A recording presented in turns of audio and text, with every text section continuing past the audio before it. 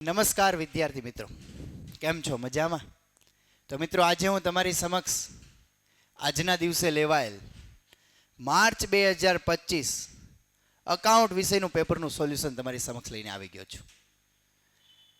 મિત્રો, માત્ર સોલ્યુશનમાં આપણે સેક્શન એ અને બીની જ વાત નથી કરવાની. સંપૂર્ણ આન્સર કી તમારી સામે પ્રેઝન્ટ કરીશ ખૂબ જ ટૂંકા સમયમાં. અને વિડીયોના અંત સુધી આપણે શું ધારેલ માર્ક આપને મળ્યા છે કે નથી મળ્યા એનો ચોક્કસ આપને એનો આન્સર મળી જશે. તો મિત્રો, વિદ્યાર્થી મિત્રો, ખાસ વિડીયોના અંત સુધી જોડાઈ રહેજો. વધારે સમય ન લેતા આપણે સેક્શન એના એમસીક્યુથી સોલ્યુશન સ્ટાર્ટ કરીએ.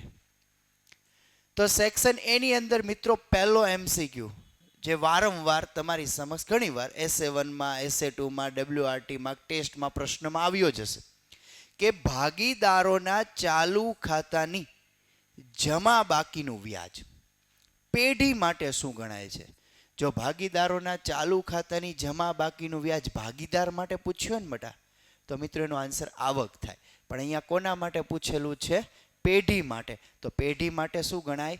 ખર્ચ. તો આપણો પહેલા એમસીક્યુનો આન્સર બનશે ખર્ચ, કે ભાગીદારના ચાલુ ખાતાની જમા બાકી એક પ્રકારની મૂડી જ બની, એટલે એના પરનું વ્યાજ એ ધંધાકી એકમ માટે શું ગણાય? ખર્ચ. પરંતુ ભાગીદાર માટે શું ગણાય? આવક. તમને પેઢી માટે પૂછ્યું છે એટલે આન્સર આવશે એ, ખર્ચ. ત્યારબાદ મિત્રો બીજો એમસીક્યુ છે કે હિરલ દર મહિનાની શરૂઆતમાં ₹500નો ઉપાડ કરે છે. એટલે મિત્રો અહીંયા તમને માસિક ઉપાડ આપી દીધો છે. દર મહિને ઉપાડ કરે છે તો માસિક ઉપાડની રકમ કેટલી છે? ₹500 આપી છે. અને દર મહિનાની ક્યારે ઉપાડ કરે છે? શરૂઆતમાં. એટલે નંબર ઓફ મંથ n બરાબર ટૂંકી રીત મુજબ આપણે 78ના છેદમાં કેટલા ધ્યાનમાં લેવાના? 12. અને ઉપાડ પર વાર્ષિક તમને વ્યાજનો દર આપી દીધો હશે. કેટલા ટકા આપી દીધો હશે? 10%. તો અહીં સૂત્ર મુજબ મિત્રો ડાયરેક્ટ હું આન્સર લખાય, એમસીક્યુ છે એટલે હું ગણતરી કરીએ તો 500 ગુણ્યા 10% અને એને ગુણ્યા 78 ભાગ્યા 12 કરો એટલે મિત્રો તમારો જે આન્સર મળે એ આન્સર ₹325 આઈ થિંક મળવા પાત્ર થશે. અને એ તમારો આન્સર બનશે સી. તમે કેલ્સીમાં ચેક કરી શકો છો મિત્રો. 500 ગુણ્યા 10% એને ગુણ્યા 78 ભાગ્યા 12 એટલે તમારો આન્સર થશે 325. એટલે અહીંયા મિત્રો તમારો આન્સર આવશે સી. ત્યારબાદ મિત્રો એમસીક્યુ નંબર છે 3 કે પાઘડીનો આધાર કોના પર રહેલો છે? તો પાઘડીનો આધાર ધંધાકી એકમમાં ભવિષ્યમાં જળવાઈ રહે તે નફા પર રહેલો છે. એમસીક્યુ નંબર 4 અધિક નફો એટલે શું? ત્રીજી પદ્ધતિ મુજબ પાંચમું સ્ટેપ, અધિક નફો બરાબર સરેરાશ નફો માઇનસ અપેક્ષિત નફો. આન્સર આવશે સી. ત્યારબાદ મિત્રો પાંચમો એમસીક્યુ છે કે પુનઃ મૂલ્યાંકન ખાતું એ કયા પ્રકારનું ખાતું છે? તો કે પુનઃ મૂલ્યાંકન ખાતું એ ઉપજ ખર્ચ પ્રકારનું ખાતું છે. ત્યારબાદ એમસીક્યુ નંબર છે 6 કે ભાગીદારી પેઢીનું પુનર્ગઠન થાય ત્યારે ખાલી જગ્યા ખાતું બનાવવું પડે. તો આગળના જ પ્રશ્નમાં જે ખાતાની વાત આપી છે એ નેક્સ્ટ ક્વેશ્ચનનો આન્સર છે મિત્રો, કે પુનર્ગઠન થાય ત્યારે પેઢીના ચોપડે કયું ખાતું બનાવવામાં આવે છે? પુનઃ મૂલ્યાંકન ખાતું બનાવવામાં આવે છે. ત્યારબાદ સ્વમૂલ્યાંકન દ્વારા આંકવામાં આવેલ પાઘડી કયા હિસાબી ધોરણ મુજબનો ખ્યાલ છે? તો હિસાબી ધોરણ 26. એટલે આન્સર આવશે બી. ત્યારબાદ છે એમસીક્યુ નંબર 8 કે જ્યારે પ્રશ્નમાં નફા નુકસાનનું જૂનું પ્રમાણ જ આપેલ હોય ત્યારે જૂના ભાગીદારોનું ત્યાગનું પ્રમાણ શું થાય? તો મિત્રો પ્રવેશમાં મેં તમને નોંધ લખાવેલ કે જ્યારે પ્રશ્નમાં જૂનું પ્રમાણ આપેલ હોય અને નવા પ્રમાણનો ઉલ્લેખ ન હોય ત્યારે જૂના ભાગીદારો માટે જૂનું પ્રમાણ એ જ કયું પ્રમાણ બનશે? ત્યાગનું પ્રમાણ બનશે. તો અહીંયા આન્સર આવશે બી, જૂનું પ્રમાણ એ જ ત્યાગનું પ્રમાણ બનશે. મિત્રો મોસ્ટ ઓફ એમસીક્યુ તમે જોઈ શકો છો પેપરમાં ટેક્સ્ટ બુકના જ લેવામાં આવ્યા છે. અમુક એમસીક્યુ ટેક્સ્ટ બુકના સ્વાધ્યાયના બેઠા જ નથી, પણ તમે જ્યારે આખા વર્ષ દરમિયાન અભ્યાસ કરતા હો તે અભ્યાસમાં કોઈને કોઈ જગ્યાએ એમસીક્યુનો તમારે અભ્યાસ કરવાનો આવ્યો જ હોય. એટલે કે કોન્સેપ્ટ 12 કે બ્લુ પ્રિન્ટ તોડવાનો પ્રયત્ન બોર્ડ દ્વારા કરવામાં આવેલ નથી. એકંદરે જોઈએ તો પેપર સરળ હતો. પણ જે લોકોએ વ્યવસ્થિત તૈયારી કરી હોય એને 100માંથી 100 આવવાની શક્યતા. બાકી 90+ સ્ટુડન્ટ તો ઘણા બધા હશે. શું આપને 100માંથી 100 આવવાના કે નથી આવવાના? મને કમેન્ટ કરી જરૂરથી જણાવજો કે આપને ધારેલા માર્ક કે આપણો જે ગોલ હતો એ ગોલ તમને એક્સેપ્ટેબલ મીન્સ કે એના માર્ક્સ મળવા પાત્ર થયા છે કે નથી થયા. MCQ નંબર 9 છે XYZ એમાં 5:3:2 એનું નફા નુકસાનનું પ્રમાણ છે. XYZ વચ્ચે નફા નુકસાનનું પ્રમાણ શું આપ્યું? 5:3:2. એમાંથી Z નિવૃત્ત થાય છે. Z એટલે કયો ભાગ? બીજો ભાગ. આ બીજો ભાગ નીકળી જાય તો મિત્રો કયો ભાગ વધે? 5:3. તો એ 5:3 એ જ તમારું શું બને? નવું નફા નુકસાનનું પ્રમાણ બને. જ્યારે પ્રશ્નમાં જૂનું પ્રમાણ આપેલ હોય પરંતુ નવા પ્રમાણ અંગે ઉલ્લેખ ન હોય તો જૂનું પ્રમાણ એ જ નવું પ્રમાણ એ જ લાભનું પ્રમાણ બને. એવી નિવૃત્તિમાં મિત્રો મેં તમને એક નોંધ લખાવેલ. એ નોંધ મુજબ આપણો અહીંયા આન્સર થશે એ 5:3. ત્યારબાદ મિત્રો નેક્સ્ટ તમારો MCQ નંબર છે 10 કે ભાગીદારી પેઢીના વિસર્જન વખતે મિલકતો તેમની ઉપજમાંથી સૌથી પ્રથમ ચૂકવણી કીધી હોય ને તો મિત્રો વિસર્જન ખર્ચ આવે. પણ અહીંયા સૌથી છેલ્લે શેની ચૂકવણી કરવામાં આવે? તો ભાગીદારોના મૂડી ખાતાનો વધારો. તો અહીંયા આન્સર આવશે બી, ભાગીદારોની મૂડી સૌથી છેલ્લે ચૂકવાય અને લાસ્ટમાં છેલ્લે રોકડ બેંક ખાતું શું થાય? સરભર થાય. મિત્રો MCQ નંબર આપ્યો છે 11 કે પેઢીના વિસર્જન સમયે પાકા સરવૈયામાં દેવાદારો 49,000 રૂપિયા છે અને ઘલખાદ અનામત 5,000 રૂપિયા છે. તો મામીની ખાતે જમા બાજુ કઈ અસર થશે? જો જમા બાજુ કીધી છે એટલે પ્રથમ તો તમારે વિસર્જન સમયે દેવાદારનો પણ નિકાલ કરવાનો, ઘલખાદ અનામતનો પણ નિકાલ કરવાનો. ટેક્સ્ટ બુકનો જ બેઠો પ્રશ્ન, સર મને તો સ્વાધ્યાયમાં ન મળ્યો. બટ આ ધ્યાન રાખો, સ્વાધ્યાયનો પ્રશ્ન છે બેઠો છે પણ રકમમાં ફેરફાર કર્યો. ટેક્સ્ટ બુકમાં એ 24,500ના દેવાદાર છે એટલે એને ગુણ્યા 2 કરી નાખ્યા એટલે 49,000 થઈ ગયા. ટેક્સ્ટ બુકમાં ઘલખાદ અનામત 2,500 આપી છે એટલે 2,500 ગુણ્યા 2 કરી નાખ્યા. ઘલખાદ અનામત કેટલી બની ગઈ? 5,000 બની ગઈ. હવે ઘલખાદ અનામત એક જોગવાઈ છે, તેનું ખાતું બંધ કરતા ઘલખાદ અનામત ખાતે ઉધાર થાય અને માલ મિલકત નિકાલ ખાતે જમા થાય. અહીંયા તમને માલ મિલકત નિકાલ ખાતાની કઈ બાજુની એન્ટ્રી પૂછીશ? જમા બાજુની પૂછીશ એટલે તમારી 5,000નો આન્સર થશે. જો માલ મિલકત નિકાલ ખાતાની ઉધાર બાકીનું પૂછ્યું હોત તો તમારો આન્સર 49,000 આવે. કારણ કે દેવાદારનું ખાતું બંધ કરતા મામીની ખાતું શું કરીએ છીએ? ઉધાર કરીએ છીએ. પણ અહીંયા તમને માલ મિલકત નિકાલ ખાતું શું કીધું છે? જમા કરવાનું કીધું છે એટલા માટે. ત્યારબાદ મિત્રો નેક્સ્ટ MCQ છે MCQ નંબર 12 કે સેબીના નિયમ મુજબ કંપનીએ શેર અરજી વખતે ઓછામાં ઓછા ઇસ્યુ કિંમતના કેટલા ટકા રકમ મંગાવવી પડે? તો એપ્લિકેશન સમયે અરજી વખતે કંપની ઓછામાં ઓછા 25% રકમની માગણી કરવી પડે. આ સેબીનો એક નિયમ છે અને સ્વાધ્યાયનો બેઠો જ પ્રશ્ન છે. 13મો પ્રશ્ન છે કે નીચેનામાંથી કઈ મૂડી કંપનીના પાકા સરવૈયામાં દર્શાવવામાં તો આવે છે, પાકા સરવૈયામાં શેર મૂડીના શીર્ષક હેઠળ દર્શાવવામાં નથી આવતી. શેર મૂડીમાં મૂડીને લગતી વિગત આવે, અનામતોને લગતી વિગત ન આવે. તો અહીં અનામતોને લગતી વિગત અનામત અને વધારામાં જાય. તો જે અનામત મૂડી આપીશ ને શેર મૂડીના શીર્ષક હેઠળ ન આવે એટલે અહીંયા આન્સર આવશે સી. ત્યારબાદ છે 14મો પ્રશ્ન કે કંપની નફામાંથી ડિબેન્ચર પરત. બસ મિત્રો આ જ શબ્દ અહીંયા ખૂબ જ મહત્વનો છે. જ્યારે કંપની નફામાંથી ડિબેન્ચર પરત કરવાનું નક્કી કરે તો કંપનીએ તેણે બહાર પાડેલા ડિબેન્ચરની કુલ દાર્શનિક કિંમતના કેટલા ટકા રકમ ડિબેન્ચર પરત અનામત ખાતે લઈ જવા પડે? નફામાંથી કીધું હોય ને મિત્રો ત્યારે 100% રકમ લઈ જવી પડે. પણ જો તમને મૂડીમાંથી કેવો શબ્દ પ્રયોગ કર્યો હોત તો 25% આન્સર આવે. એટલે અહીંયા તમારો આન્સર બનશે સી, 100%. ત્યારબાદ મિત્રો નેક્સ્ટ 15મો MCQ છે નીચેનામાંથી કયું વિશ્લેષણ પક્ષકારોના આધારે વર્ગીકરણ દર્શાવે છે? તો કે પક્ષકારોમાં 2 આવે, આંતરિક અને બાહ્ય. તો આંતરિક તો અહીંયા આપ્યું નથી તો અહીંયા કયું વિશ્લેષણ આવશે? બાહ્ય વિશ્લેષણ. ત્યારબાદ 16મો MCQ છે એક કંપનીએ ચાલુ વર્ષના ખર્ચા 3 લાખ રૂપિયા છે. પાછલા વર્ષની સરખામણી, પાછલું વર્ષ એટલે આધાર વર્ષ બન્યું, એની સરખામણીમાં કેટલા ટકાનો વધારો થયો? 20%. એટલે માની લો મિત્રો ચાલુ વર્ષનો ડેટા અને ગત વર્ષનો ડેટા, ગત વર્ષ ચાલુ વર્ષ, ગત વર્ષે કેટલું ટકા હતું? 100%. એ ચાલુ વર્ષે કેટલા ટકા વધ્યું? 120%. 120% એ તમારી પાસે અમાઉન્ટ કેટલી છે? 3 લાખ રૂપિયા. તો 100% એ કેટલા થાય? એટલે તમારો આન્સર મિત્રો આ રીતે બને, 3 લાખ ગુણ્યા 100 ભાગ્યા 120. એટલે અથવા તો 3 લાખ ભાગ્યા 120 કરીને ટકા પણ કરી શકો. તો અહીંયા મિત્રો તમારો આન્સર મળવા પાત્ર થશે 2,50,000. એટલે આપણો આન્સર બનશે બી. એટલે કે હાલમાં 20% વધારા સાથે 120% કિંમત છે. 120% એ 3 લાખ, તો 100% એ કેટલા?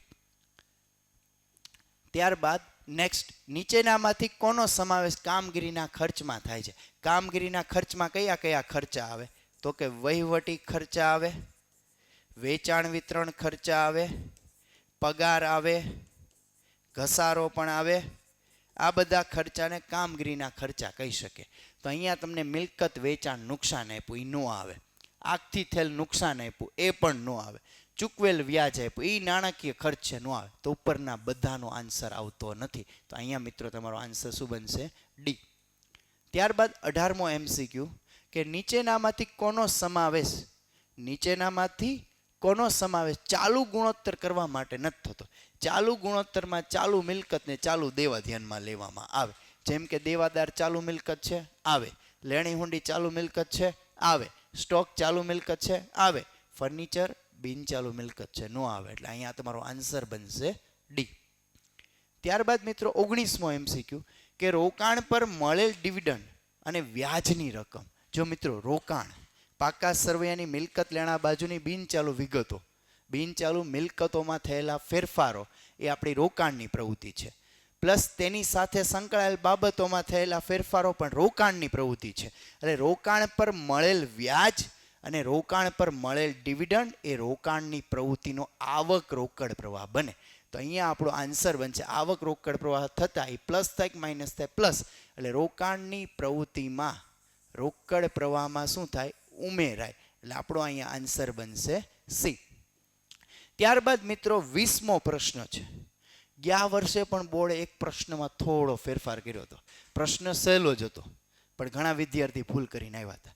એમ બોર્ડે આ વર્ષે 20 MCQ માંથી જો કોઈ પ્રશ્નમાં મોસ્ટ ઓફ વિદ્યાર્થીઓ ભૂલ કરીને આવ્યા હોય તો એવો પ્રશ્ન છે આ 20મો પ્રશ્ન.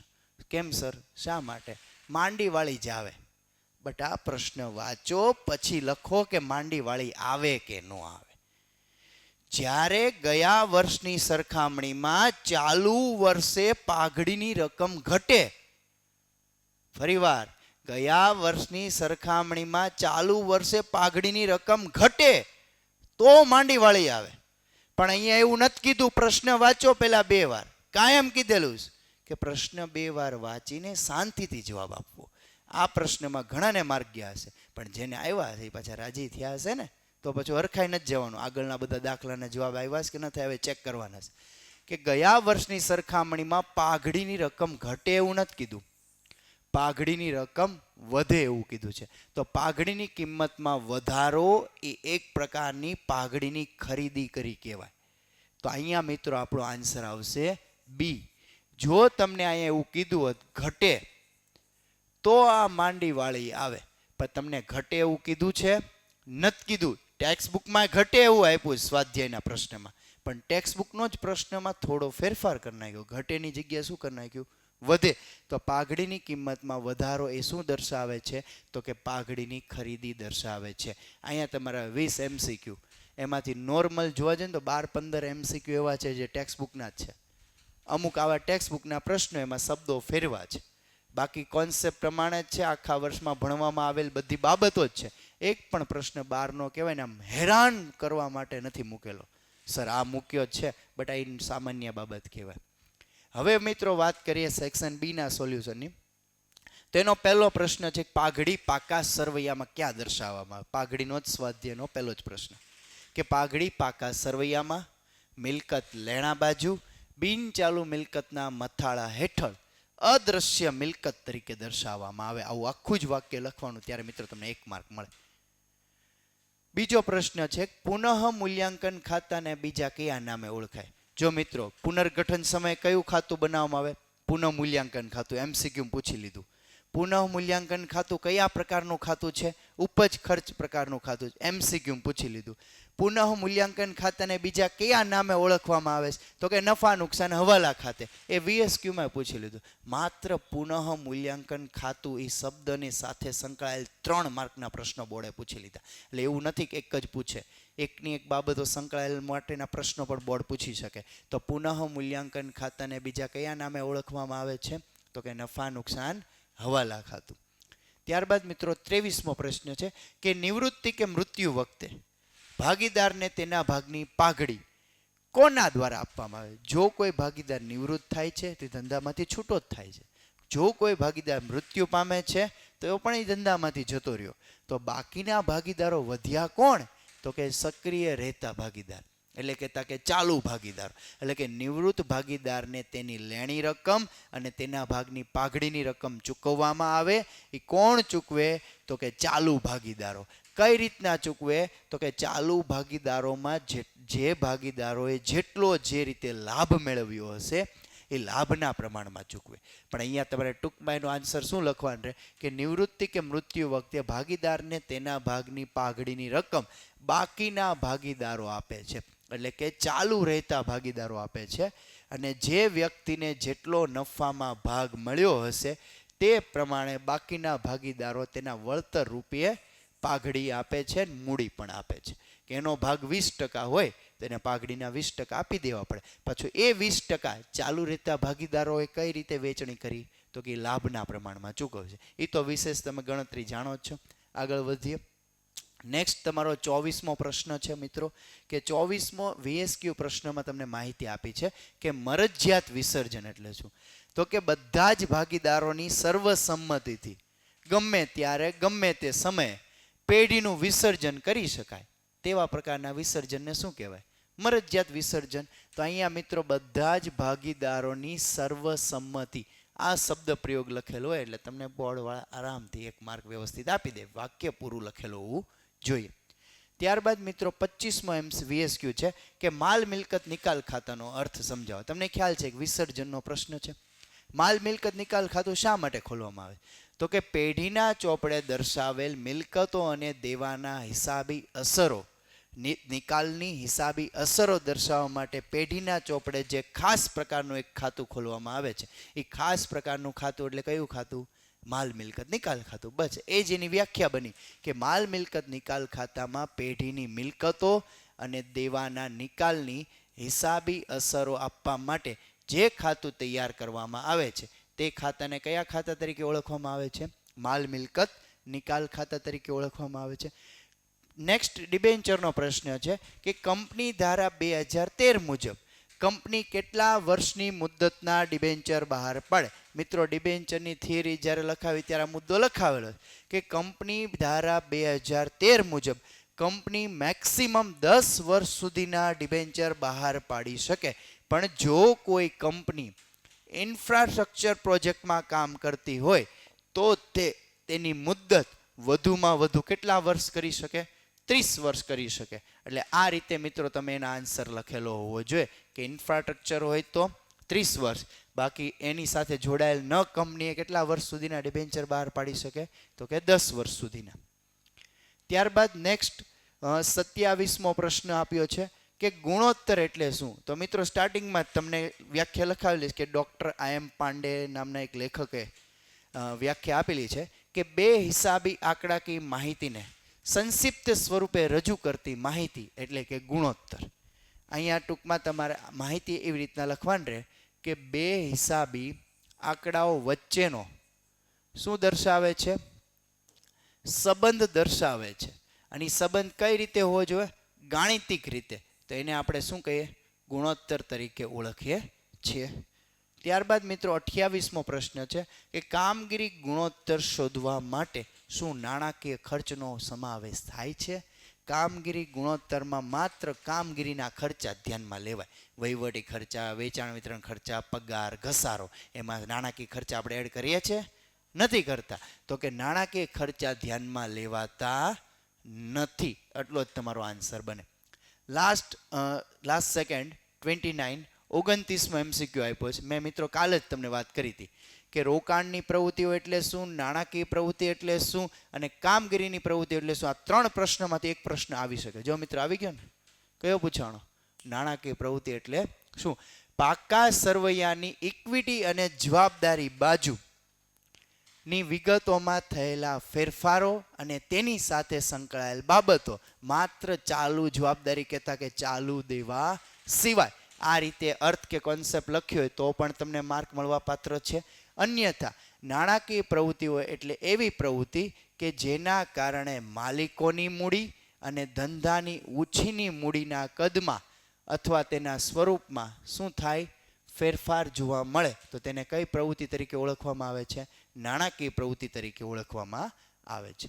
લાસ્ટ MCQ VSQ 20મો પ્રશ્ન. ચૂકવેલ બાહેધરી કમિશન કઈ પ્રવૃત્તિમાં નોંધવામાં આવે છે? બેટા ટેક્સ્ટ બુકનો જ પ્રશ્ન છે, પણ ઘણા બધા વિદ્યાર્થીને આનો આન્સર નથી આવડ્યો. આજે જ ઘણા 4-5 વિદ્યાર્થી મળ્યા ને કે સર આ એક નો આવડ્યો. પણ બેટા વાંચો તો ખરી, સ્વાધ્યાયના MCQ VSQ મૂકીને જવાય. બીજા કેટલાય મટીરિયલના એક્સ્ટ્રા પ્રશ્નો કરે છે. મેં કાયમ કીધેલું છે પહેલાં ટેક્સ્ટ બુકને પ્રાધાન્ય આપો. બોર્ડે આજનો આખો પેપર ટેક્સ્ટ બુકને પ્રાધાન્ય આપીને પૂછેલો છે. અરે સર હોતા હશે, બેઠા દાખલા જ નથી. બેઠા જ દાખલાઓ છે, માત્ર મિત્રો રકમ સાથે થોડો ઘણો ફેરફાર છે. કાં તો મલ્ટીપ્લાય કર્યું છે કાં તો ડિવાઈડ કર્યું છે.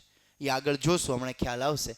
અહીંયા જોઈએ કે ચૂકવેલ બાહેધરી કમિશન કઈ પ્રવૃત્તિ છે, તો કે નાણાકીય પ્રવૃત્તિમાં જાવક રોકડ પ્રવાહ તરીકે દર્શાવવામાં આવે છે. એટલે ટૂંકમાં અહીંયા તમે ટૂંકમાં જ આન્સર આપવાનો છે. કઈ પ્રવૃત્તિમાં આવે તો કે નાણાકીય પ્રવૃત્તિમાં દર્શાવવામાં આવે. અહીંયા મિત્રો સેક્શન A અને સેક્શન B નું સંપૂર્ણ સોલ્યુશન પૂરું. જેટલા પણ 12 થી 15 પેપર સેટના આપણે MCQ VSQ સોલ્વ કર્યા હતા, જો એ તમે આની સાથે મેચ કરવા જાઓ ને મિત્રો, એક પણ પ્રશ્ન બહારનો નથી. એમાં આવી જ ગયેલા પ્રશ્નો હોય. જો વ્યવસ્થિત ધ્યાન આપીને રિવિઝન કર્યું હોય તો આશા રાખું છું કે સેક્શન A અને સેક્શન B નું અહીંયા સુધી આપણે જે સોલ્યુશન કર્યું એમાં 30 માંથી 30 માર્ક તમને મળી જશે. હવે આપણે આગળ સેક્શન C નું સોલ્યુશન સ્ટાર્ટ કરીએ. તો સેક્શન C ની અંદર 3 માર્કના પ્રશ્નો હતા. એમાં જે 3 માર્ક્સનો પ્રશ્ન હતો કે એ લોકોએ નામ લખ્યા છે રોહિત, મોહિત ને વિરાટ. એ જ દાખલો ચોપડીનો જ છે. ચોપડીમાં નામ આપ્યા છે જેનેટ, અક્ષરા અને સપના. નામ ફેરવાશ, રકમ એની રાખીશ. છે ટેક્સ્ટ બુકનું બેઠું. પહેલા ચેપ્ટરનો ઉદાહરણ નંબર 11 અને પ્રશ્ન નંબર 3 નો 11મો પ્રશ્ન ટાઈપ નંબર 11 કે જ્યારે કોઈ ભાગીદારના મૂડી પર વ્યાજ સહિત આપેલ રકમના આધારે અન્ય ભાગીદારની વિગત મેળવવાની થાય, એ 11મી ટાઈપનો દાખલો મિત્રો અહીં પૂછાઈ ગયેલો. તેનું સંપૂર્ણ સોલ્યુશન એ તમારી સામે રજૂ કર્યું છે. હવે આમાં એ લોકો માર્ક્સ કઈ રીતના આપે? તમારો ફાઇનલ આન્સર છે 43,649,000 અને બાકી તમે જે સમ ગણીને આવ્યો 1-2 માર્ક કે 3 માર્ક સુધી પહોંચી શકો. આ આન્સર જોવા મળશે એટલે બોર્ડ તમને પૂરેપૂરા 3 માર્ક આપી શકે છે મિત્રો. ત્યારબાદ નેક્સ્ટ 32મો પ્રશ્ન છે, ત્યાગ લાભનો પ્રશ્ન છે. લાભનું પ્રમાણ પૂછ્યું છે. ટેક્સ્ટ બુકમાં જ સવાલ છે, બેઠો જ છે કે જૂનું પ્રમાણ આપ્યું છે 5:4:3 અને નવું પ્રમાણ આપ્યું છે 2:2:1. તો લાભનું સૂત્ર અને ત્યાગનું સૂત્ર. અહીંયા આપણને માહિતી પૂછી છે લાભના પ્રમાણની. ટેક્સ્ટ બુકમાં આ જ દાખલો આપ્યો છે ને, પણ ટેક્સ્ટ બુકમાં સૂત્ર આપ્યું છે ત્યાગનું. એટલે આન્સર આ નથી મિત્રો. મેં આન્સર એટલે મૂક્યો છે કે તમને ખ્યાલ આવે કે ચોપડીના પ્રશ્નો સાથે બોર્ડ કેવો ફેરફાર કરી શકે છે. અહીંયા તમારે ત્યાગનું સૂત્રની બદલે કયું સૂત્ર મૂકવાનું છે? લાભનું સૂત્ર મૂકવાનું છે કે લાભ બરાબર નવો ભાગ માઇનસ જૂનો ભાગ, અને એની મદદથી તમારે અહીંયા આન્સર મેળવી લેવાનો છે. અને સૌથી સહેલો દાખલો એ તો હવે તમે હાથે ગણી નાખશો. ટેક્સ્ટ બુકના જ પ્રમાણ છે, દાખલો બેઠો જ કહેવાય, પણ ત્યાગના પ્રમાણની બદલે કયું પ્રમાણ પૂછ્યું? લાભનું પ્રમાણ પૂછ્યું છે. 3 પ્રમાણના આન્સર તમને આવી ગયા હોય ને તમે બ્રેકેટમાં સાથે વિગત દર્શાવી હોય તો તમને 3 માંથી 3 પૂરા માર્ક્સ મળવા પાત્ર થાય. ત્યારબાદ મિત્રો વિસર્જનના પ્રશ્નો છે. ટેક્સ્ટ બુકના પ્રશ્નો લીધા છે, થોડા ઘણા રકમમાં ફેરફાર કર્યા છે, કોન્સેપ્ટ અલગ નથી. આપણે ગણીએ સાથે કે વિસર્જન સમયે જમીન મકાનની કિંમત 8 લાખ રૂપિયા છે અને રોકાણો 2 લાખ રૂપિયા દર્શાવેલા છે. એટલે સૌપ્રથમ મિલકતનું ખાતું બંધ કરવું પડે. મિલકતની કઈ બાકી? ઉધાર બાકી. ખાતું બંધ કરતા મિલકત જમા થાય, મામીની ખાતું શું થાય? ઉધાર થાય. તો આપણી પહેલી આમ નોંધ બનશે કે માલ મિલકત નિકાલ ખાતે ઉધાર. એની રકમ મિત્રો આપણે બાકી રાખશું. કઈ કઈ મિલકત છે? એક જમીન મકાન છે, એક રોકાણ છે. તે જમીન મકાન ખાતે જમા. કેટલા રૂપિયા આપ્યા છે? 8 લાખ રૂપિયા. અને તે રોકાણો ખાતે જમા. કેટલા રૂપિયા આપ્યા છે? 2 લાખ રૂપિયા. બાબત જે મિત્રો તમારે લખવાની હતી, 8 ને 2 કેટલા થાય? 10 લાખ રૂપિયા. કારણ કે બ્રેકેટમાં વિગત લખી હોય કે બાબત જે જરૂરી નથી તો જ નહોતી લખવાની, બાકી બાબત જેની વિગત હંમેશા લખવી એવી મેં સૂચના આપી છે. અહીંયા મિત્રો મિલકતનું ખાતું આપણે બંધ કરી દીધું. હવે એના અનુક્રમે કેટલા? 9 લાખ ને 1,50,000. આ બેયનો સરવાળો 9 ને 1 50 એટલે કેટલા થાય? 10,50,000ની આપણને ઉપજ થઈ છે. ઉપજ થતા ધંધામાં રોકડ બેંક આવે તે જાય, આવે તે ઉધાર. અને જે માલ મિલકત નિકાલ ખાતું આપણે ઉધાર કર્યું છે એને આપણે શું કરશું? જમા. તો આપણી બીજી આમ નોંધ બને કે રોકડ બેંક ખાતે ઉધાર તે માલ મિલકત નિકાલ ખાતે જમા. બેયનો સરવાળો 9 લાખ વત્તા 1,50,000 એટલે 10,50,000ની આવક થઈ. 3 પ્રશ્નો હતા મિત્રો, એમાંનો આ પહેલો પ્રશ્નનો જવાબ છે. એટલે અડધો માર્ક આપણે આનો કાઉન્ટ કરી શકીએ. 0.5 કારણ કે ટોટલ 3 પ્રશ્નો છે. હવે બીજો પ્રશ્ન અને ત્રીજા પ્રશ્નનું સોલ્યુશન જોઈએ. બીજા પ્રશ્નમાં એવું કીધું ચોપડે પાઘડી દર્શાવેલ નથી, તેનું ખાતું બંધ કરવા જવાનું? નહીં જવાનું. છતાં પણ વિસર્જન સમયે તેને વેચાણના કેટલા ઉપજ્યા? 50,000. ટેક્સ્ટ બુકનો બેઠો પ્રશ્ન છે. તો આપણે 50,000ની ઉપજ થઈ. ઉપજ થતાં ધંધામાં રોકડ બેંક આવે તે શું થાય? ઉધાર થાય. એટલે આપણે રોકડ બેંક ખાતું શું કરશું? ઉધાર કરશું. કેટલા રૂપિયાની ઉપજ થઈ? 50,000ની. ઉપજ થતાં ઉપજ કે લાભ શું થાય? જમા. અને અહીંયા ઉપજ ખર્ચ પ્રકારનું ખાતું એટલે મિત્રો કયું ખાતું છે? માલ મિલકત નિકાલ ખાતું. તો તે માલ મિલકત નિકાલ ખાતે જમા. કેટલા રૂપિયા આવશે? 50,000. ત્યારબાદ મિત્રો ત્રીજો પ્રશ્ન આપ્યો છે કે આવકવેરાની જવાબદારી 30,000 રૂપિયા ચૂકવવાની થઈ, જે ચોપડે નોંધેલ નથી. એટલે કે નહીં નોંધાયેલ દેવું ચૂકવવાનું થયું. ચૂકવણી કરવાની થાય, ધંધામાંથી રોકડ બેંક જાય તે જમા. રોકડ બેંક ખાતું જમા કરશું. અને આવકવેરો ધંધા કે એકમ માટે બન્યો ખર્ચ. ખર્ચ કે નુકસાન શું થાય? ઉધાર. પણ કયા ખાતે ઉધાર કરશું? માલ મિલકત નિકાલ ખાતે. તો આપણો ત્રીજો આન્સર બને કે માલ મિલકત નિકાલ ખાતે ઉધાર તે રોકડ બેંક ખાતે જમા. કેટલા રૂપિયાની એન્ટ્રી થશે? તો કે 30,000ની. સર 4 આમનોંધ થઈ, માર્ક 3 જ છે, તો કઈ રીતના માર્ક કાઉન્ટ થાય? તો આ બંને આમનોંધો મિત્રો 1 માર્ક હશે. અને અગાઉના પ્રશ્નમાં 2 આમનોંધ હતી, એનો અડધો માર્ક થશે. એમ કરીને કેટલા માર્ક્સ બન્યા? 3 માર્ક્સનો પ્રશ્ન બન્યો તમારો. વિસર્જનમાં નેક્સ્ટ પ્રશ્ન આપ્યો છે કે સામાન્ય અનામત, કારીગર અકસ્માત વળતર અનામત અને ઘસારા ફંડની આમનોંધોનો નિકાલ કરો.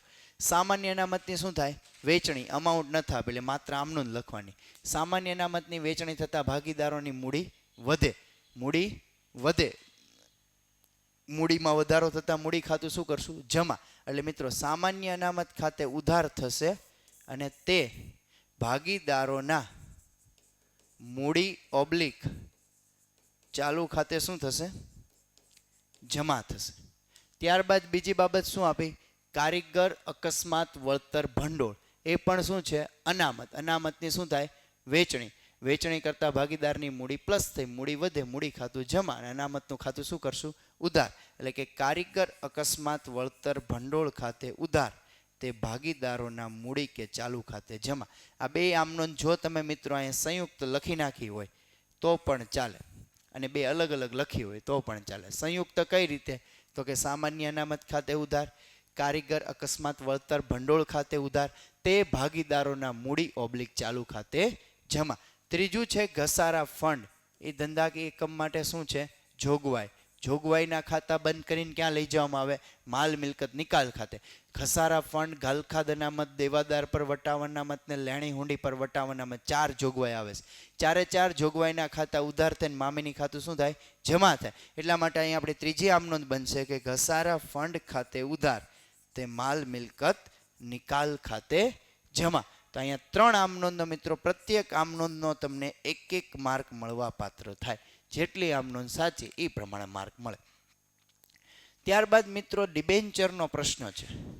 ટેક્સ બુકનો બેઠો જ 100% રકમમાં ફેરફાર નથી કર્યો, માત્ર નામ ફેરવું. શું નામ આપ્યું?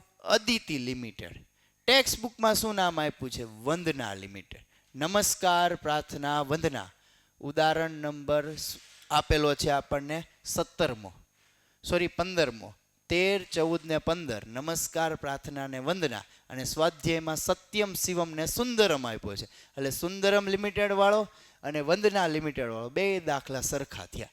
ટાઈપ નંબર 6નો દાખલો છે. ડિબેન્ચર પ્રીમિયમથી બહાર પાડ્યા છે અને ડિબેન્ચર પ્રીમિયમથી પરત પણ કર્યા છે. તો ડિબેન્ચર પ્રીમિયમથી બહાર પાડતા સાથે નુકસાની આવે, જામીનગીરી પ્રીમિયમ અનામત પણ આવે, અને પ્રીમિયમથી પરત કરતા ડિબેન્ચર પરત પ્રીમિયમ પણ આવે. તો બધી જ બાબતને સાથે સાંકળીને કઈ 4 આમનોંધ આવે? એ 4 આમનોંધ મિત્રો અહીં તમારી સામે રજૂ કરીશ. કે 200 રૂપિયાનો ડિબેન્ચર છે, 5% પ્રીમિયમ છે. 200 ના 5% એટલે કેટલા રૂપિયા? 10 રૂપિયા. એટલે કેટલા રૂપિયા બહાર પડ્યા છે? 210 રૂપિયા બહાર પડ્યા. હવે એને હકના કેટલા પાછા આપવાના? 200 રૂપિયા જ પાછા આપવાના છે.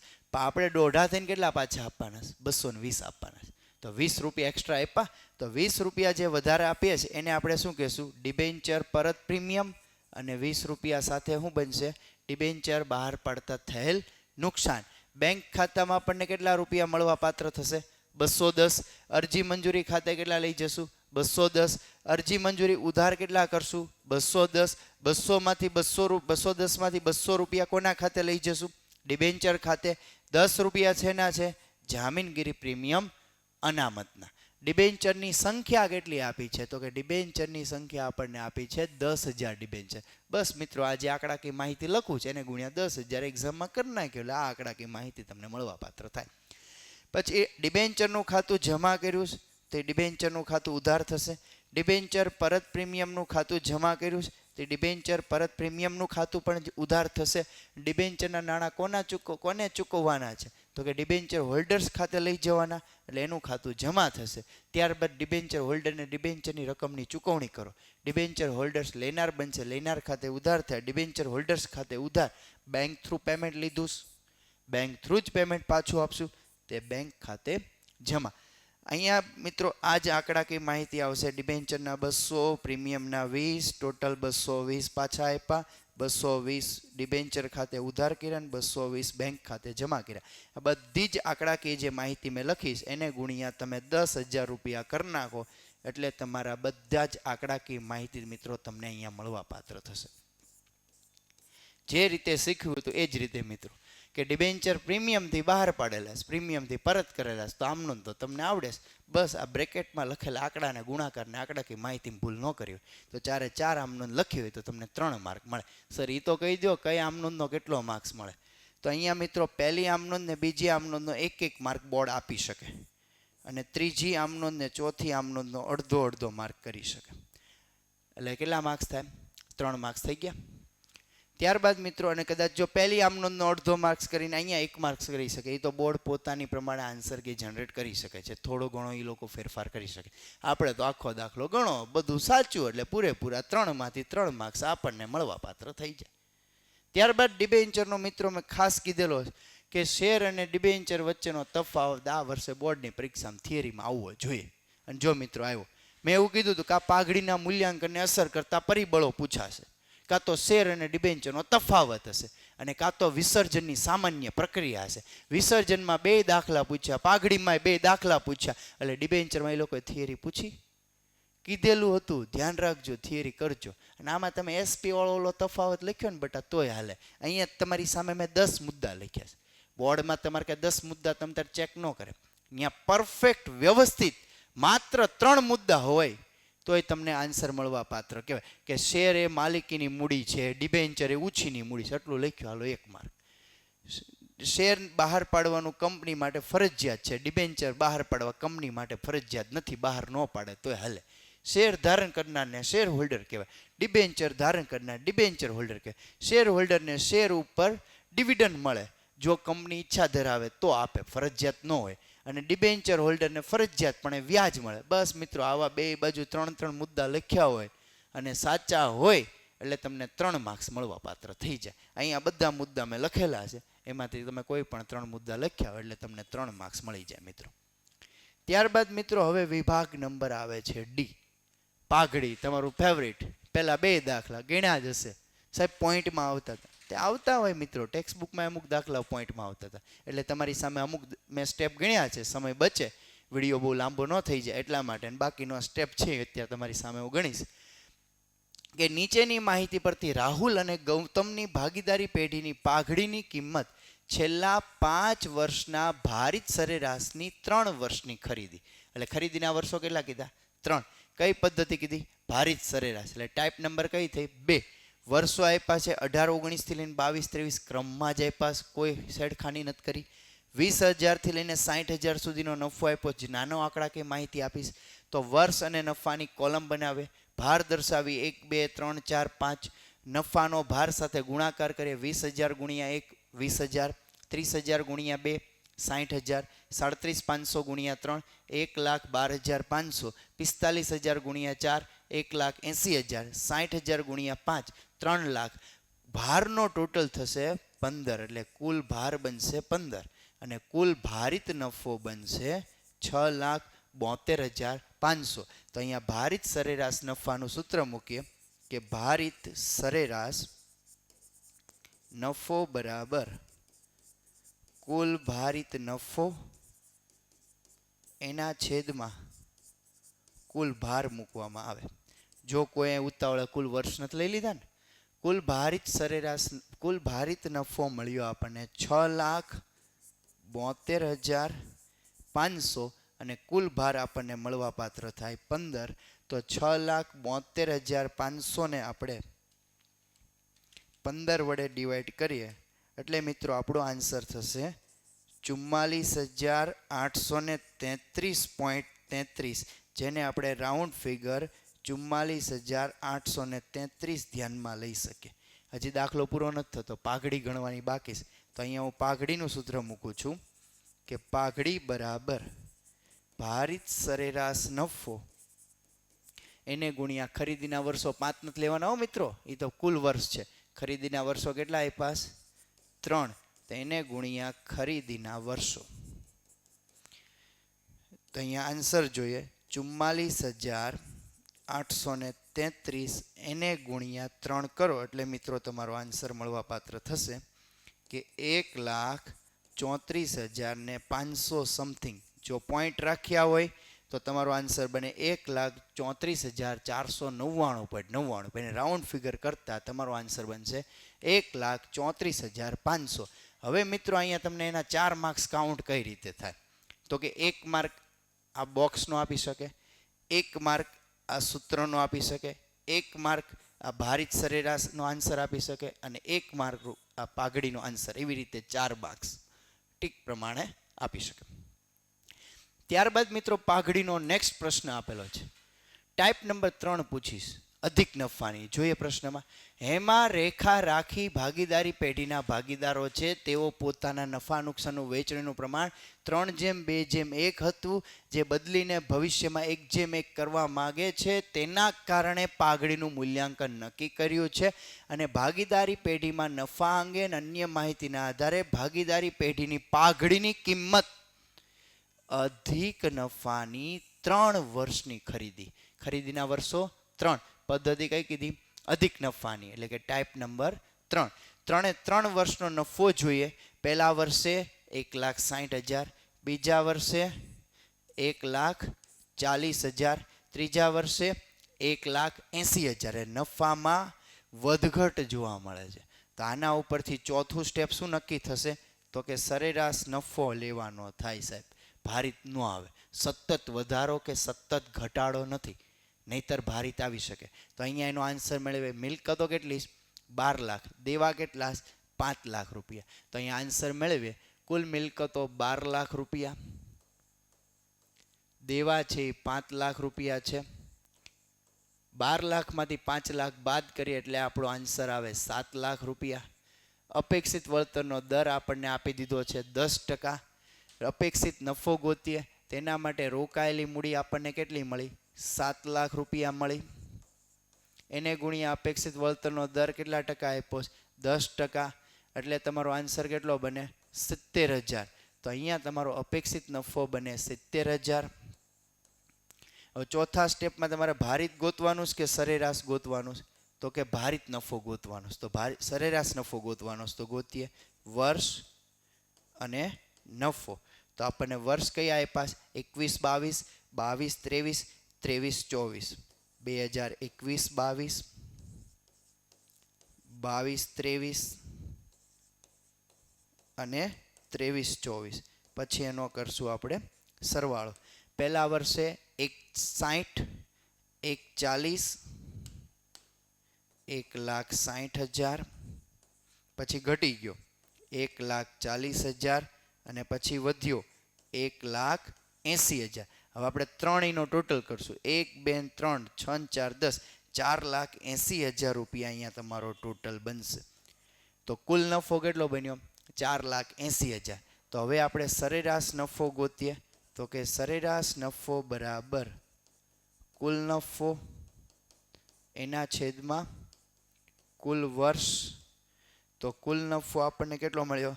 4,80,000. એને ભાગ્યા કેટલા વર્ષો છે? 3.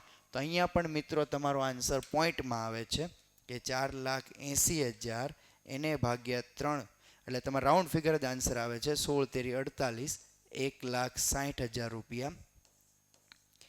અહીંયા તમારા 4 સ્ટેપ કોમન છે. પહેલી, બીજી, ત્રીજી, ચોથી, પાંચમી કોઈ પણ પદ્ધતિમાં તમે લેતા અહીં સુધી દરેકનો સ્ટુડન્ટનો દાખલો લગભગ સાચો હોય.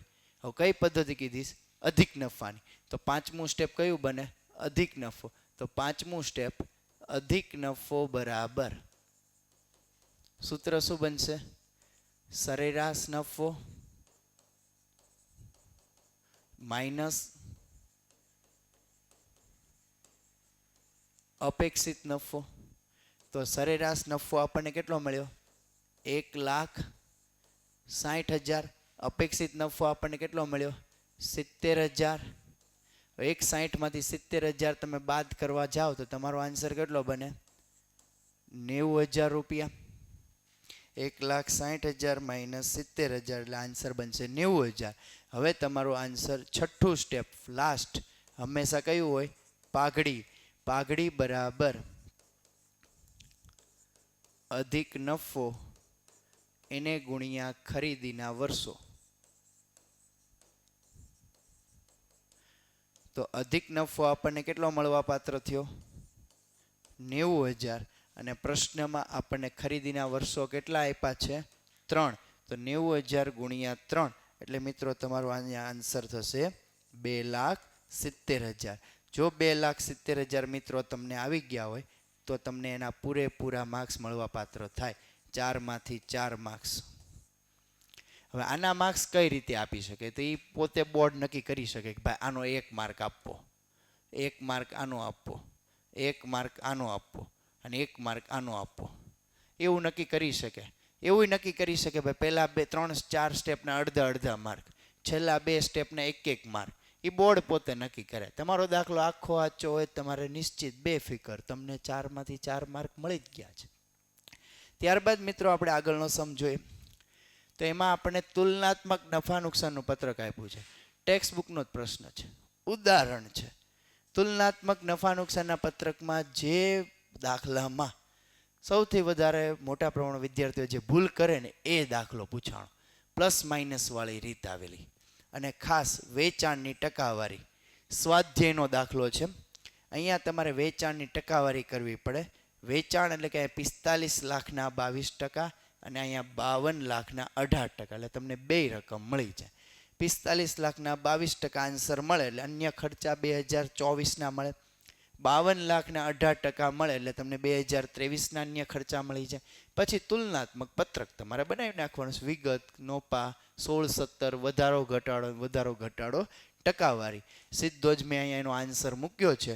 તમારે ખાસ આ આન્સર ટેલી કરી લેવાનો. 54.60% તમારો જો મેથ થઈ ગયો હોય તો આખો જ દાખલો સાચો છે. આમાં તમને 4 માર્ક્સ કઈ રીતે મળે તો ટીક કાઉન્ટ થાય. 1, 2, 3, 4, 5, 6, 7, 8, 9, 10, 11, 12, 13, 14, 15, 16, 18, 19 ને 20 ટીક થાય. ફાઇનલ આન્સર લાસ્ટમાં છે એટલે બોર્ડમાં કદાચ એ આન્સર કાઉન્ટ થાય. હવે 20 ટીક છે, માર્ક કેટલા છે? 4.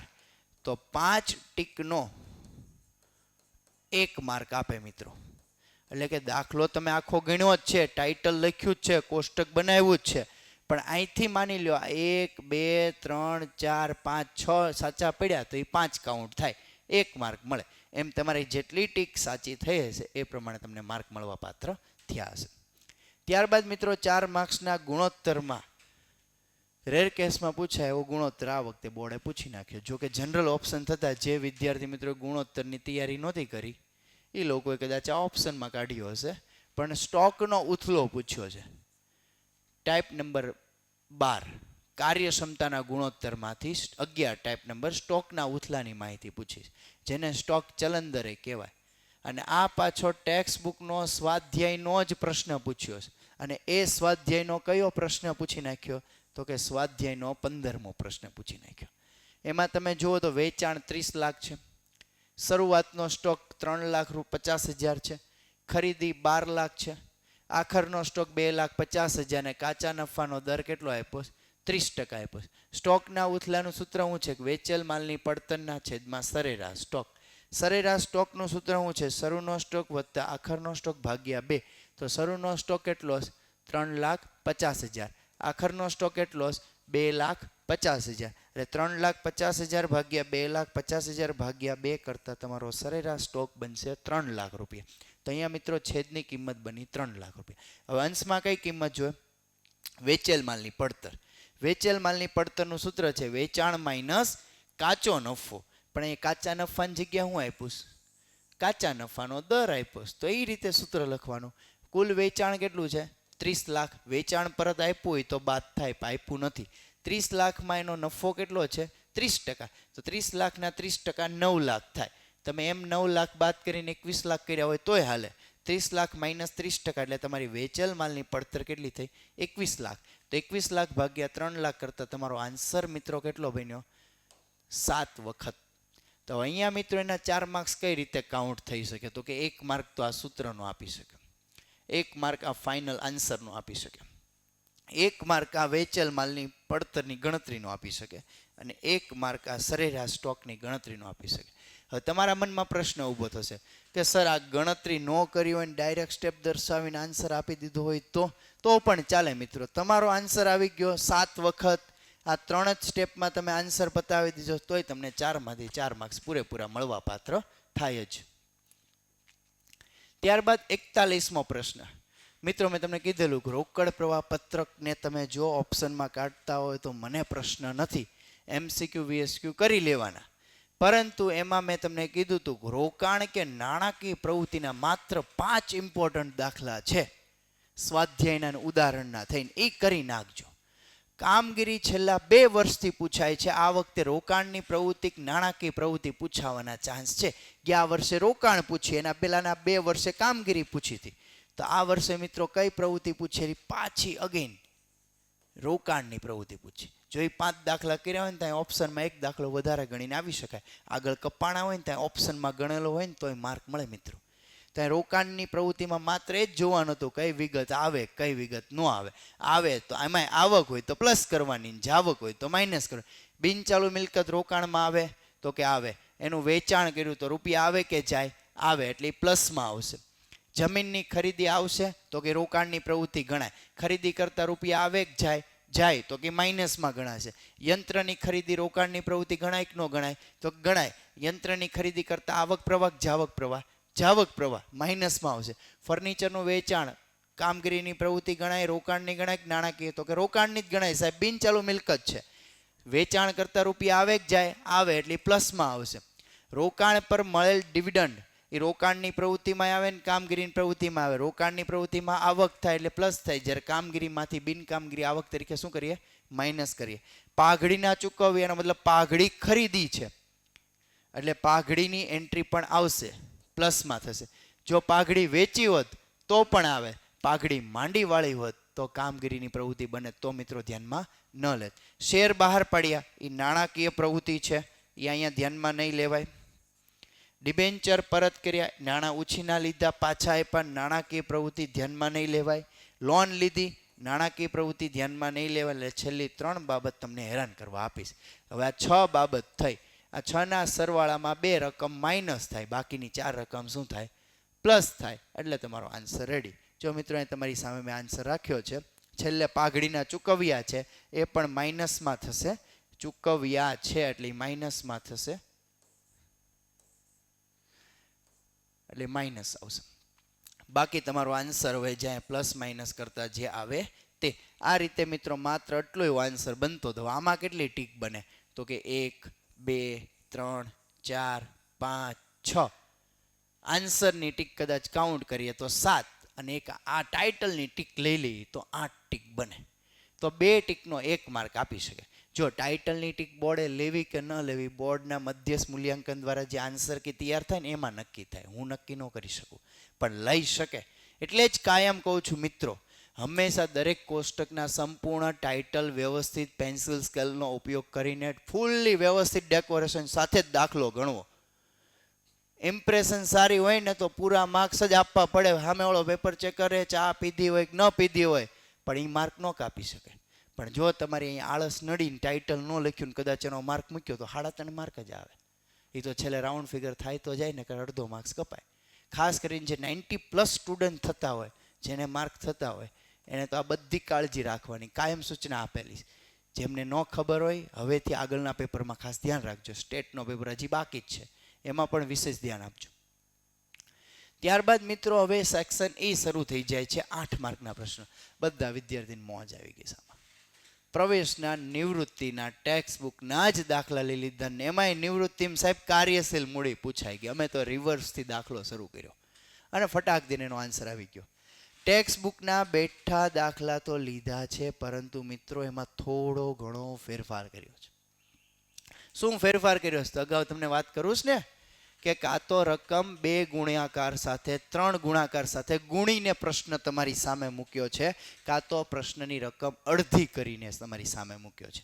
જેમ કે તમારા પેપરમાં જો નામ શું આપ્યા છે? રવિ, કિશન અને નવા ભાગીદાર તરીકે કોને દાખલ કર્યું? કોને એડમિશન આપ્યું? સુશીલને. એની મૂડી કેટલી છે? 1,80,000 ને 1,20,000. હવે ટેક્સ્ટ બુકનો જ પ્રવેશનો આભા અને બીના વાળો દાખલો છે. એ સાહેબ મેં જોયું, મૂડી મેચ નથી થતી. બટ આ દાખલો તમે જુઓ, અહીંયા રવિની 1,60,000 ને 1,20,000 મૂડી છે. એણે 1,60,000 અડધા 80,000, 21 ના અડધા 60,000. ટેક્સ્ટ બુકમાં મૂડી છે 80,000 ને 60,000, અને અહીંયા તમારી સામે 80,000 ગુણ્યા 2 કરી નાખ્યા એટલે કેટલી બની ગઈ? 1,60,000. અને 60,000 ગુણ્યા 2 કરી નાખ્યા એટલે કેટલી મૂડી ગઈ? એટલે 1,20,000. સામાન્ય અનામત એમાં 18,000 છે એટલે 18,000 ગુણ્યા કેટલા થઈ ગયા? 2, 36,000. કારીગર વળતર અનામત એમાં 4500 છે, ગુણ્યા કેટલા થઈ ગયા? 2. રોકાણ અનામત 1500 છે, ગુણ્યા 2 કરી નાખ્યા કેટલા થઈ ગયા? 3,000. લેણદારો 28,000 છે, અહીંયા કેટલા કરી નાખ્યા? 56,000. લે સર, આવું કરી શકે? બટ આ બોર્ડ બેઠું પૂછવું હોય તો જ પૂછે. ગયા વર્ષે ઉદાહરણ નંબર 9 જ્યારે એક વખત બોર્ડવાળાએ પૂછ્યું હતું ત્યારે ગુણ્યા 5 કરી નાખ્યા હતા. જેમ કે 1 લાખ રૂપિયા આપ્યા હોય ને કોઈ રકમના, તો એને સીધા 5 લાખ રૂપિયા કરી નાખ્યા હતા. આ વખતે તમારી સામે પ્રવેશનો આભા બીનાવાળો દાખલો બેઠો જ લીધો છે, પણ એ આન્સર કેવો કરી નાખ્યો? ડબલ. તો સાહેબ મારો આન્સર એક્ઝામમાં ટેક્સ્ટ બુક કરતાં ડબલ આવવો જોઈએ ને? અવશ્ય, 100% બધા. કારણ કે ચોપડીમાં જે રકમ છે એ જ બેઠી રકમને ગુણ્યા 2 કરવામાં આવે તો આન્સર પર કેટલા ગણો થઈ જાય?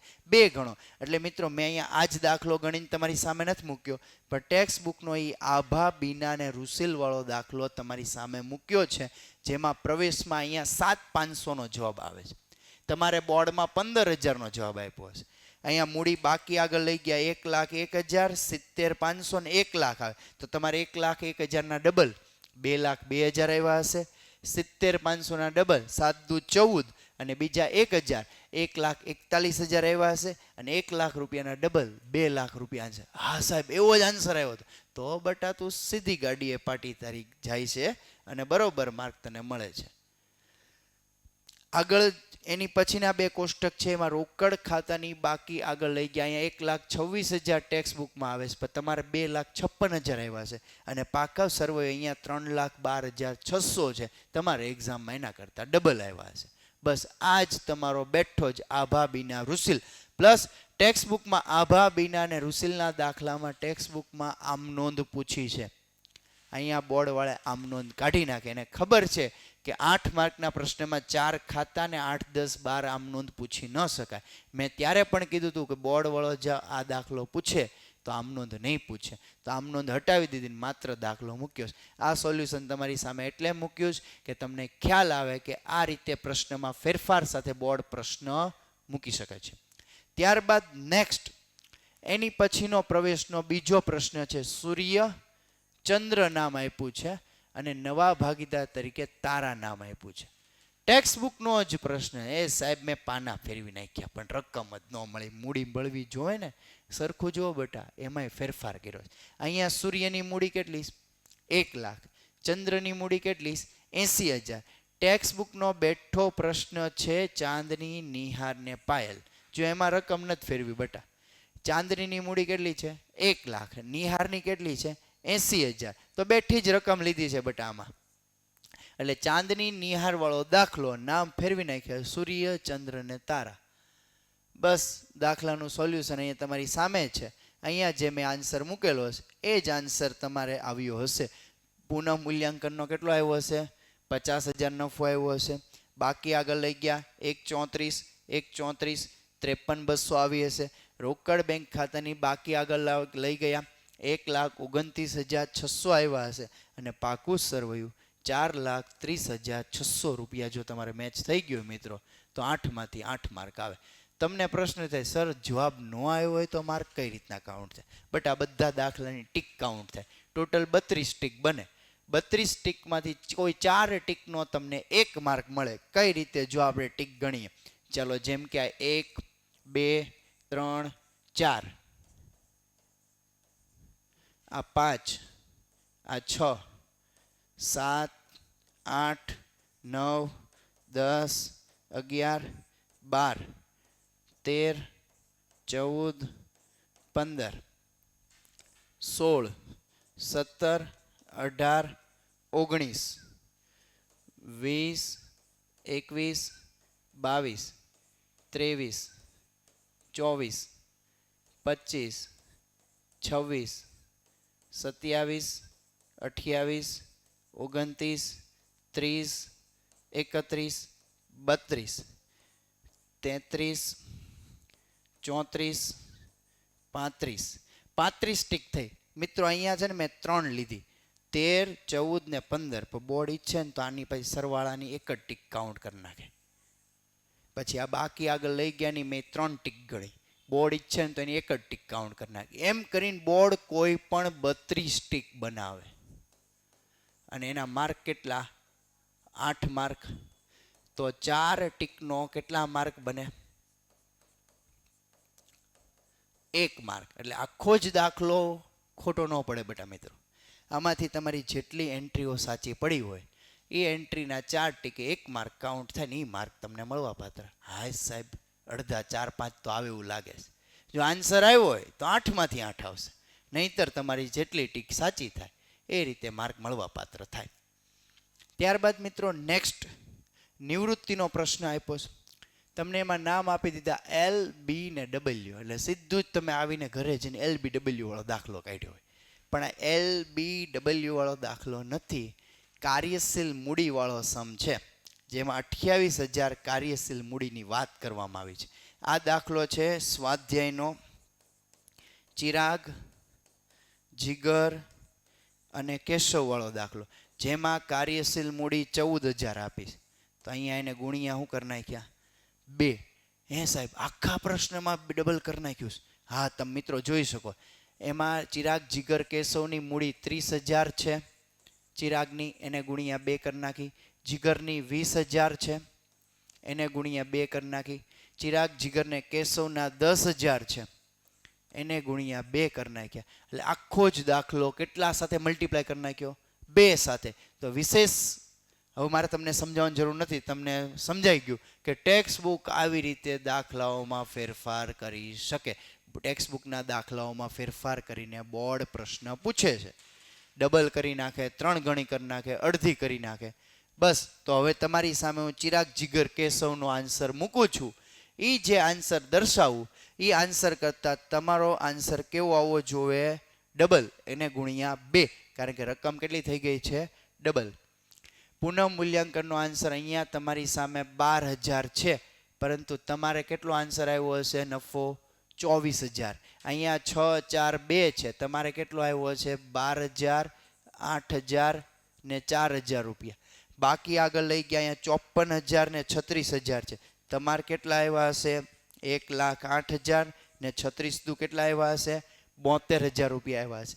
રોકડ બેંક ખાતાની બાકી આગળ લઈ ગયા 14,000 છે, આમે કાર્યશીલ મૂડી આપી જ બહાર લઈ ગયા બને, એટલે કેટલી આવી હશે? 28,000 આપે. મૂડીનું કોષ્ટક અહીંયા 90,000 છે, તમારે કેટલું આવ્યું હશે? 1,80,000 રૂપિયા આવ્યા હશે. અહીંયા આન્સર 1,36 આપ્યો છે, 36 દુ 72, એટલે તમારો આન્સર આવ્યો હશે 2,72,000 રૂપિયા. આ રીતે મિત્રો જો તમારે આન્સર આવ્યો હોય તો તમને 8માંથી 8 પૂરેપૂરા માર્ક્સ મળવા પાત્ર થાય. આ રીતે નિવૃત્તિ પ્રવેશનું સોલ્યુશન પૂરું થાય. હવે વાત આવે છે શેર મૂડી. એ સાહેબ, એ તો મેં ઓપ્શનમાં કાઢ્યું હતું, બધાએ ન કાઢ્યું બટા, મારે તો આખી આન્સર કે આપીને. શેર મૂડીમાં પણ કંઈક એવું જ કર્યું છે. ફેરફાર તો કર્યો છે ને કર્યો જ છે, બધું બેઠું મૂક્યું જ નથી. પણ આમ જોવા જઈએ તો ટેક્સ્ટ બુકનું જ ગણાય. જેમ કે શેર મૂડીનો પ્રશ્ન છે રાજ મશીન લિમિટેડ વાળો, સ્વાધ્યાયનો તમે જોઈ શકો છો, લગભગ 14મો પ્રશ્ન હશે. તો એ સ્વાધ્યાયનો 14મો જે પ્રશ્ન છે રાજ મશીન લિમિટેડ વાળો, એ પ્રશ્ન જ અહીંયા તમારી સામે રજૂ થયો છે. અને એ પ્રશ્ન અહીંયા તમારી સામે વિષ્ણુ સ્ટીલ લિમિટેડના નામે પ્રેઝન્ટ થઈ ગયો. જો રાજ મશીન લિમિટેડમાં 10 રૂપિયા વાળો શેર હતો, અહીંયા કેટલા વાળો શેર છે? 10 રૂપિયા. રાજ મશીન લિમિટેડમાં કેટલા ઇક્વિટી શેર હતા? 12 લાખ. અહીંયા 12 લાખના કેટલા કરી નાખ્યા? 6 લાખ. હે સાહેબ, 12 લાખના 6 લાખ સરખો ક્યાં જ થાય? આ લોકોએ અહીંયા 12 લાખની રકમ કેટલી કરી નાખી? ભાગ્યા 2 કરી નાખ્યા, એટલે કેટલા થઈ ગયા?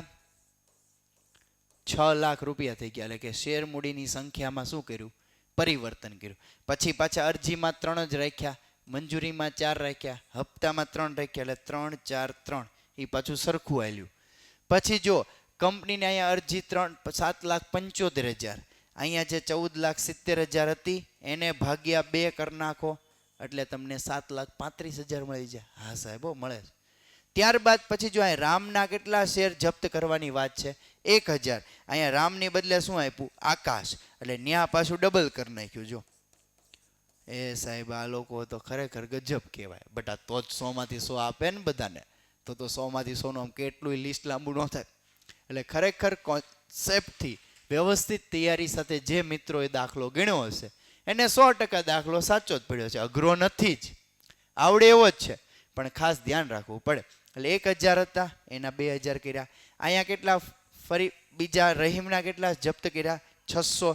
એમ અહીંયા આકાશ પછી સનીના કેટલા જપ્ત કર્યા? તો કે 1200, એટલે 600ના પાછા ડબલ કરી નાખ્યા.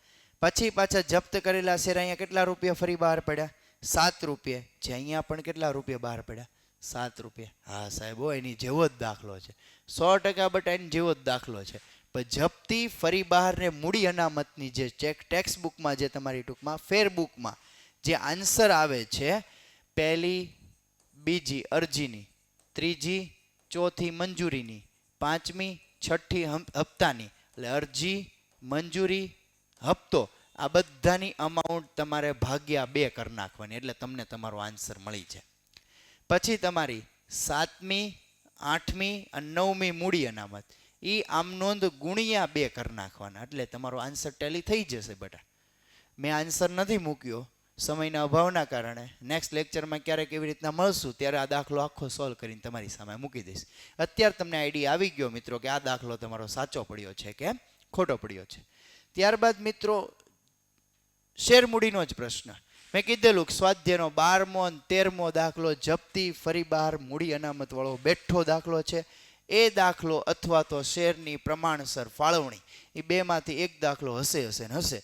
અહીંયા બોર્ડે પ્રમાણસર ફાળવણી નથી મૂકી પરંતુ જપ્તી ફરી બહાર મૂડી અનામતના ટૂંકા દાખલા તમારી સામે 100% રજૂ કરી દીધા છે.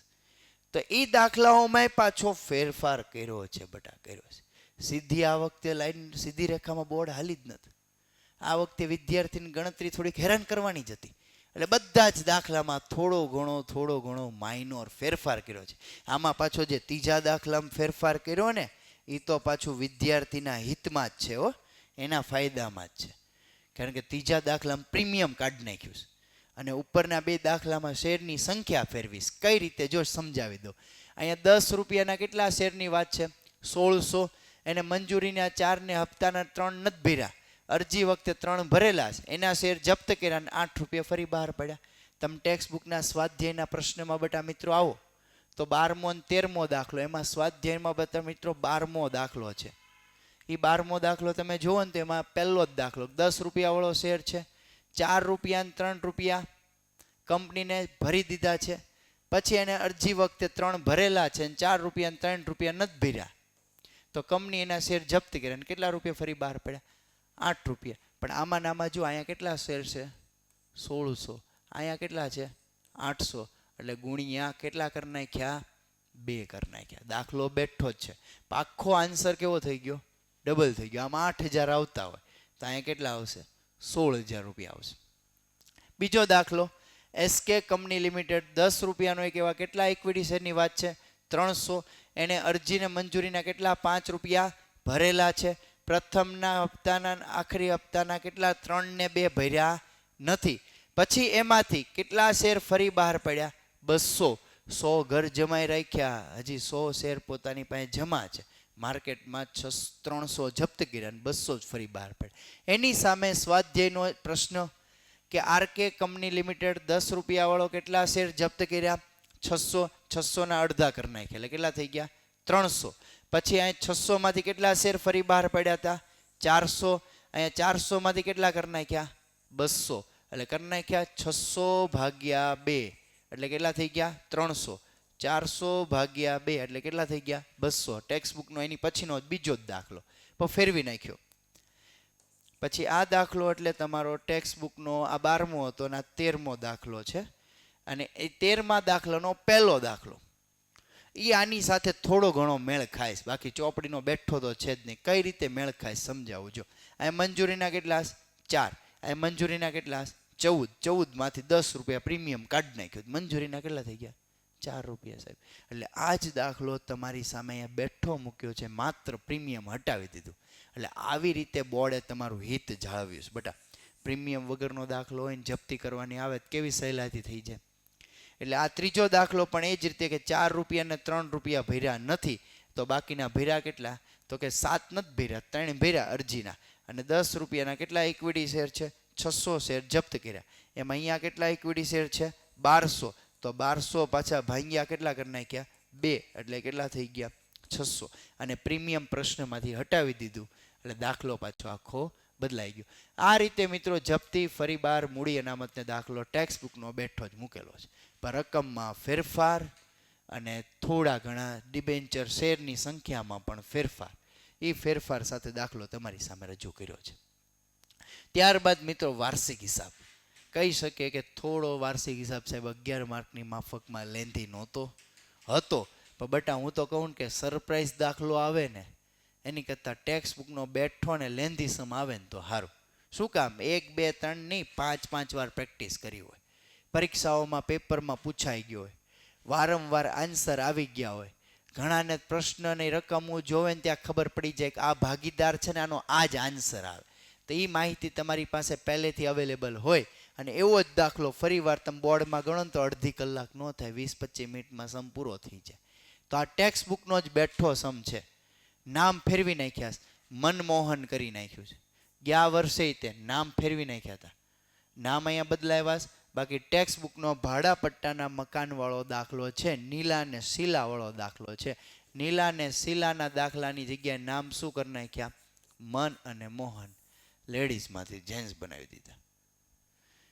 અહીંયા દાખલામાં પ્રશ્નમાં સંયુક્ત બાકી આપી હતી. એટલે પહેલાં તો આ તમારી પાસે જે 8-10 ડિટેલ છે એમાં સંયુક્ત બાકીમાં કોની કઈ રકમ એ તમને ખબર હોવી જોઈએ. તમારી સામે 6 હવાલા હતા, સાથે 2 છુપા હવાલા પણ હતા. એમાં આ હવાલો અગત્યનો હતો. આમાં 4,000 રૂપિયા માંડી વાળવાના આવે. જૂનું વર્ષ વયું ગયું છે, 1.5 વર્ષ બાદ થઈ જાય, એની બધી ગણતરી તમે જાણો છો. આખું વર્ષ વાર્ષિક હિસાબની પ્રેક્ટિસ કરેલી જ છે. કયા દાખલામાં કેટલી એન્ટ્રીઓ આવે એ પણ તમને ખબર છે. ને આ ટેક્સ્ટ બુકનો સ્વાધ્યાયનો જ દાખલો છે. તો એ સ્વાધ્યાયના દાખલાનું સંપૂર્ણ સોલ્યુશન એ તમારી સામે મૂકી દઉં છું. તમે ટેલી કરી લો. કાચો નફો મળી ગયો, ચોખ્ખો નફો મળી ગયો, વેચણી પાત્ર નફો મળ્યો, મૂડી ખાતાની બાકીઓ મળી, પાકું સર્વે મળ્યું કે ન મળ્યું, અને જેટલા પણ એન્ટ્રીઓ સાચી પડી હોય આમાં પણ મિત્રો 4 ટીક, અથવા તો આ સમ આ વખતે મોટો છે તો બોર્ડ એવું નક્કી કરી શકે 5 ટીકનોય માર્ક આપી દે, અથવા તો ટીકની સંખ્યા શું કરી નાખે? ઘટાડી દે. ટીકની સંખ્યા ઘટી જાય એટલે પાછા 4 ટીકે 1 માર્ક બની શકે. તો એનો આન્સરમાં જોઈએ તો વેપાર ખાતામાં તમારો આન્સર બને કાચો નફો 1,50,400. નફા નુકસાન ખાતામાં તમારો ચોખ્ખો નફો બને 96,050. પછી એ તમે નફા નુકસાન ફાળવણી ખાતામાં લઈ જાઓ અને વેચણી કરો તો નફા નુકસાન ફાળવણી ખાતામાં જમા બાકી વેચણી પાત્ર નફો બને 88,550. પછી ભાગીદારો પાછા પોઈન્ટમાં આવે 33.33 તો 33 રાખવાના, 16.66 તો 17 કરી નાખવાના, રાઉન્ડ ફિગર કરી નાખવાના. એટલે 59,033 અને 29,517 રૂપિયા મળે. ત્યારબાદ મૂડી ખાતું બનાવ્યું હોય તો પણ વેરી ગુડ. બાકી ન બનાવ્યું ને આ રીતે જો અહીંયા મૂડીના કોષ્ટક બની નાખ્યા હોય તો મૂડી ખાતામાં નીલાની મૂડી આવે 1,44,133. હા સાહેબ મારી બી આવતી હતી તો બટા સાચું તારું. એ બા લઈ ગયા બની. અને નીલા એટલે કે અહીંયા આપણને મન આપ્યો છે, અને શીલા એટલે કે મોહન આપ્યો છે.